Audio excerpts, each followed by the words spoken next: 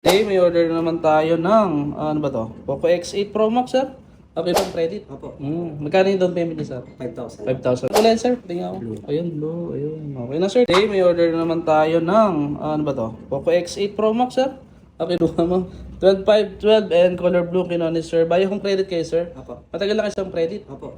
Magkano yung down payment niya, sir? 5,000. 5,000. I think may offer din naman sa inyo, zero down payment, no? Meron din. Kaya lang medyo mabigat na. Oo, medyo So, maganda rin naman yung mag-down payment ka kahit papaano, no? So, sila sir ay taga?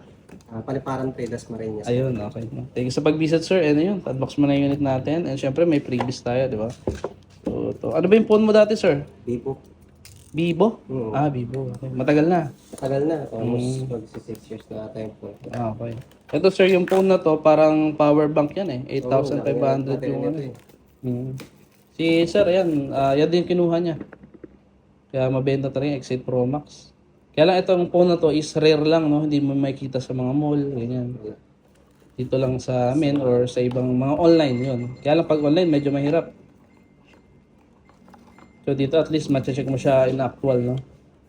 So ito yung ano niya, case. Yan, kompleto naman, NPN ejector. Tapos yan yung phone. Kung mapasin mo, may screen protector na rin, sir, ha?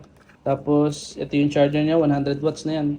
Wala pa 1 hour, siguro full charge ka dyan. Siguro mga 1 hour kasi malaking battery. Laki nga. Oo. 8,500. Ano kulay, sir? Tingnan ko. Ayun, blue. Ayun. Okay na, sir. Thank you po, no? Okay po.